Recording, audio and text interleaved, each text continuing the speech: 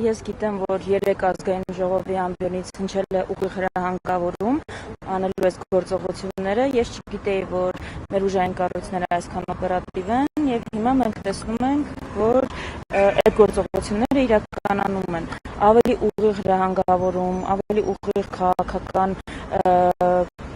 պահանջ ու քաղաքական ճնշում պատկերացնել անհնար է։ Ես չգիտեմ ավելի ուղիղը որն է։ Առաջ եթե WhatsApp-ով էր, հիմա նկատում ենք, որ այդտեղ էլ չգիտեմ առաջընթաց ասեմ թե հետընթաց, բայց այդ WhatsApp-ն էլ է վերացվել եւ Աժա ամբիոնն է WhatsApp-ի դերակատարումը իրականացնում։ Ես ուղղակի ուզում եմ ուշադրություն հրավիրել իմ գործընկեր Լևոն Քոչարյանի հայտարարությունից հետո եղավ, շատ տարածված հայտարարության մի հատվածը իր քաղաքական գնահատականը, բայց շատ կարևոր էր հայտարարության մյուս հատվածը, որը ստվերվեց, այն հատվածը, որտեղ ինքը ասում էր, որ եթե խնդիրը ունեցվածքի պահպանումը հանգիստ կյանքն է, դրա տարբերակը այս ամեն ինչի մեջ չլինելն էր։ Այսինքն շատ լավ իմանալով ինչի մեջ են, ինչի են ենթարկում իրենց ընտանիքի անդամներին, անգամ անչափահաս երեխաներին մարդիկ ստանձնել են պատասխանատվություն այդ արժեքների իրենց ունեցած արժեքների համար պայքարի։ Ես ուզում եմ ուղղակի մեր հայրենակիցները իմանան, որ եթե ունեցվածք լիներ խնդիրը հանգիստ կյանքը, դրա տարբերակը այս ամենին չխառնվելն էր, որովհետև մենք տեսնում ենք այս ամենին չխառնված իշխանությանը լոյալ մարդիկ ոչ միայն ինչ հանգիստ կյանքով են ապրում, այլ ինչպես են բարգավաճում։ Ուրեմն այս ճանապարհը ընտրելը ոչ թե ունեցվածքի պաշտպանությունն է, այլ արժեքների պաշտպանությունն է։ Սա է ամենակարևորը եւ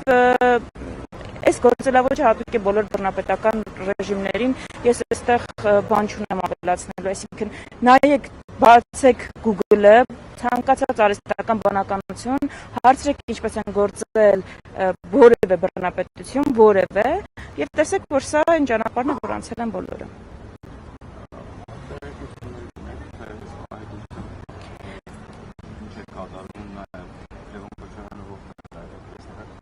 Լևոն Քոչարյանից այս պահին առնվազն անդրադառնալը իրենց տանն է, այնտեղ խոզարկությունը շարունակվում է 3 անչափահաս երեխաների նաև ներկայությամբ։ Լևոն Քոչարյանի կինով արժեք է ստեղծում Հայաստանում երևի ամենաճանաչված բրենդն է, Պրեգոմեշի մասին է խոսքը, ներխուժել են նաև հիմնավորված անձինք խանութներ, Պրեգոմեշի գրասենյակ, այլ հատվածում գտնվող, ընդհանրապես տեսնում ենք, չգիտեմ էլ ինչ ասեմ, ունեցվածքի խլում էլ չի հարցը, վրեժ խնդրություն եւ նաեւ հայտարարված քաղաքական օրակարգից առաջ ընդդիմությանը ճնշելու, լրացնելու հերթական փորձեր։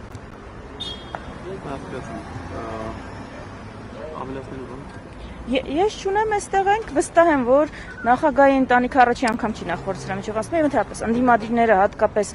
2026 թվականին այս սցենարին պատրաստ են, այստեղ որևէ բան չկա։ Եթե այս մեթոդով են իրենք ուզում, որ Ալիևի սահմանադրությունը ընդունվի, այս մեթոդն էին պատկերացնում, որ կգնանք падգամավորներին կհամոզենք, այս մեթոդն են որդեգրել, Հայաստան խմբակցության դեպքում դա չի աշխատելու, չգիտեմ, թող ուրիշ բան մտածեն Սրփուի Գալյանը, այնտեղ Դատախազը, Նիկոլ Փաշինյանը, այս մեթոդով Ալիևի սահմանադրություն չեն կարողանա անցկացնել։ Այս մեթոդով սահմանադրական մեծամասնություն, որոնք ընտրություններին չեն ստացել, չեն կարողանալու ունենալ։ Ես չգիտեմ իրենք ինչ են մտածել սա իր անելուց։